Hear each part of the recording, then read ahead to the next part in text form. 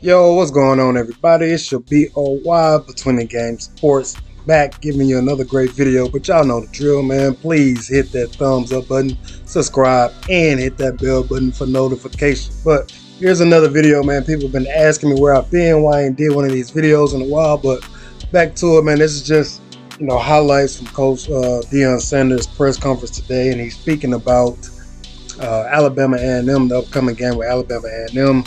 Their quarterback, Mr. Glass, and he gives him props. And I love how a coach who is a competitor but can still give props to the opposing coaches or to the opposing players. So you gotta love that if you're a fan of the game, you're a fan of Coach Prime.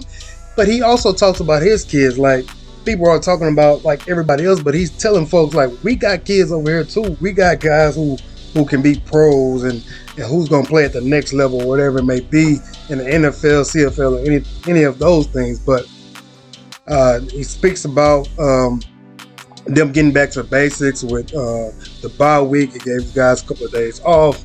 He talked to them about certain things and how to prepare for the week and all of those good things. He also spoke about attendance, man, and fans. Fans want to support the movement, but they're not going to the game. So I really want people who are close to these HBCUs to go out there and attend the game. So he speaks about that as well. He also talks about just competing and being prepared and ready to go and all of those things. So y'all take a listen to this, man. Coach Prime, again, he's hitting home runs every interview. I just really like what he's doing, like what he's saying, and every time he's in front of the microphone, in front of the camera, man. So y'all check this out. Peace. Their butts off in about a week. We practiced for 3 straight days. Then we gave them Thursday, Friday, Saturday off. Got a good practice in yesterday evening. The guys are ready, man. They been studying their butts off. They really, when you say about it, they like to go home and see the family, but they said, Coach, we ain't getting ready to go out. We ain't with the party stuff. We're not with the foolishness. We locked in and we're focused and we're committed. So we got a great response today. Everybody got back pretty much on time. We only had a couple knuckleheads and get back on time, and they'll suffer those consequences. But other than that, man, SWAC football is unbelievable.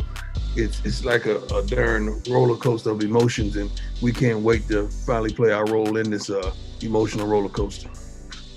About seeing them, it was about seeing us. I mean, we got a true understanding of who we were and our lack thereof in the spring, and we made those necessary adjustments. Alabama A&M, they came here and played their butts off, played a good game. Their quarterback had a tremendous game against us. Those receivers lit us up. Defensively, they were okay, but offensively, they did what they needed to do to get out of here with a victory. Put pressure on the quarterback and make him become accurate. He has to be accurate. You know how we do it. We go on. We play football. We go at you. Ain't no sugarcoat nothing. You know we coming. And they got to make those necessary adjustments. And offensively, we got to do what we're capable of doing. We have not lived up to our capability or expectations as of yet. And we've made some changes, and we're going to do some things that are unique. And I can't wait to see how it plays out. Recruiting is so different now. It's not like it used to be. It's not like it once were. So when you talk about recruiting, oh my God, what did that do, Dennis? I just clicked something. Oh, can you hear me, guys? I'm sorry, I apologize. You good, Coach? Okay, when you talk about recruiting, you got to break this thing down in 3. You talk about grad transfers. You talk about just guys in the portal, and you talk about high school guys. You got to understand what's your needs. What's your darn needs? What do you need right now? Do you have the time? Is your college going to give you the time to develop these young men out of high school? Because that's predominantly, let's just say it the best, that's a 2-year process. Now, grad transfers, that's immediately impact. You're looking for immediate impact in just guys in the portal that you think could help your team. You got to really do your homework and understand why are they in the portal and what luggage are they bringing, and can you deal with that kind of baggage, because they could consequently help your team, but they can hurt your team and disarm your team as well. So the recruiting whole thing is different. Long gone is the recruiting day where you're going to find 25 kids out of high school and bring them in and develop them. That's over. Nobody's ever going to do that again. So those high school numbers are going to be down, down, down, because you would rather risk a guy that's already in a program that you're already seen on film and on tape at the collegiate level. But recruiting, it is what it is. I hate that our budgets are what they are in the HBCUs. Hopefully we can up that with television contracts and more popularity and more things that we can bring to the table financially. But it's ridiculous. It's ridiculous, but we got to do the best that we can do to get those kids to HBCU. I love it. My kids love it. My team love it. My coaches adore it. We love what's transparent. I think the popularity is soaring. The notoriety is soaring. The likability. Even when we're on national television playing on that stage, fans are pouring in just to see what the product is. And hopefully, I haven't checked the numbers weekly, but hopefully the numbers are climbing, and that gives us the argument that why not us? A phenomenal quarterback. I think he's a pro caliber quarterback. I pray to God this kid gets an opportunity to play at the next level. But right now, we got to deal with it. And he's a really good quarterback who knows the game, who has a grasp on the totality of its offense and knows his weapons that he has. He runs an offense to a T. I love what he presents. I think he's a pro. We can't run the football right now, and we're trying to figure out that problem so we could enhance that. We're not doing well running the ball. That's the attitude. That's the attitude with the front line, and we've been on their butts about that particular attitude. Hopefully we addressed it in the bye week. We're addressing it this week at practice, and we hope to do much better than we've shown thus far. It's important that we put our best foot forward. It's important that we place a product on the field that is conducive to winning, a product that plays the game with excitement, commitment to the excellence, structure, discipline. They're smart as well. And those guys that we're, I would say not fronting, that's not a good word, publicizing more, like the Kill Glass, those guys do what they do when they get the opportunity to be on their stage. We got several guys on our team can really do it. We know they're pro caliber guys. We just want them when they have the stage, when they have those lights, that they shine. That's the dream, that's the hope. That draws people to you. You got to understand, man, I think our defense leads the SWAC. Our defense is pretty darn good, so I got to give some love to my kids as well. Those receivers are phenomenal. When I tell you phenomenal, they really get the job done, and they got a wonderful quarterback and a coordinator that's dialing it up. I mean, it's our job to go out there and do what we've been doing. We've been stopping some pretty good offenses that we faced, and that's what we're going to do. That's the goal. Absolutely. We got to finish. We got to finish what we start. We got to finish at practice. We got to get better on third downs. We got to get better on fourth downs when we attempt to go for it. We got to do better stopping the opposing team on third downs, which we've pretty been good at. But it all comes down to the offense doing what we're capable of doing. The defense has been showing up. The special team has been showing out. Now the offense has to do what it's capable of doing, and that's a scary thing. To just think that we both post a 3-1 record and we have not even lived up to expectations. Absolutely. Thanks, Coach Brown. Next question Thank goes you, sir. Marshall. Yeah, Coach. Open the season, you guys played FAMU and beat them in an important game. Now you're playing Alabama A&M, another SWAC East Division game. Could you talk about the importance of winning those types of games, you guys up for the stretch run in October and November? We want to win every game. It's not those type of games. We want to win every game. That's the goal. That's the target, to go out there and perform. And the thing is to perform at practice, man. I mean, practice really pretty much puts us in place to perform in the game. If the guys do it at a level where they're not seen, being seen at another level is fairly easy if you do it in the dark. So we got to practice with perfection. We got to practice with a goal in mind. We got to practice with the understanding of this is who we are, and we're doing a pretty good job of that. So the goal is to win every game, not just the classics, not just the big games like this, is to win every game.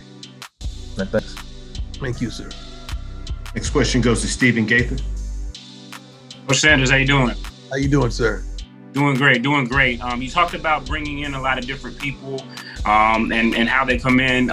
One guy that's worked out really well for you guys so far has been James Houston. Just talk about what he brought to your program and, maybe some of the things that we don't see, as well as the sack numbers and things like that. James Houston is a guy who came in to play linebacker, but we have two linebackers that are all SWAC. We have two linebackers that are pretty darn good, and we just recruited another 2 young guys that can flat out do it, and they're the future of this program. He came in here, he was a little out of shape when he first came, but he got that together fairly quickly.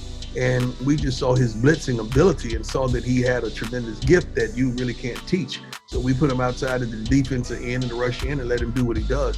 And the rest is history. I mean, he practiced with a certain passion and intensity. When he rushes, he's like a heat-seeking missile. He's going in there with bad intentions. And I love what he brings to the table. He has to be disciplined on every play. I have to give it his all on every play, and that guy's going to be in the NFL one day. I promise you. They're better. I think they're a better team. They have a better running game. The quarterback is who he is. The receivers are who they are. Defensively, I pretty much think they've improved quite a bit as well. But we're better. Forget about them. I think we're better. We're a whole different team. This is not what you've seen before, I promise you. This object you see in the mirror much closer than it appears. That you're dealing with in the spring, I promise you that. Thursdays, man. I don't like Thursdays. You know why I don't like Thursdays? I don't like Thursdays for the fans. Who's coming?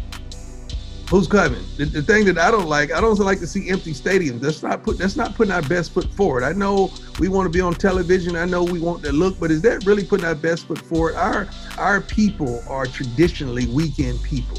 We like to tailgate. We like to get out there. We like to see the bands. We like to see the pageantry. We like to see all of that. That's not going to happen on a Thursday night. You know why? Because our people got to work. Our people got to work on Thursday. Then they got to work on Friday. Then they're looking forward towards the weekend. So I don't like Thursday night games for our people. That's just Friday night work. Do you think Friday night will work? Friday may be more conducive, but then you stepping on the high schools. I mean, everybody got kids, everybody got their babies. They want to see their kids, and you're trying to take from different markets. I like Saturdays, not Saturday nights. I like Saturdays, man.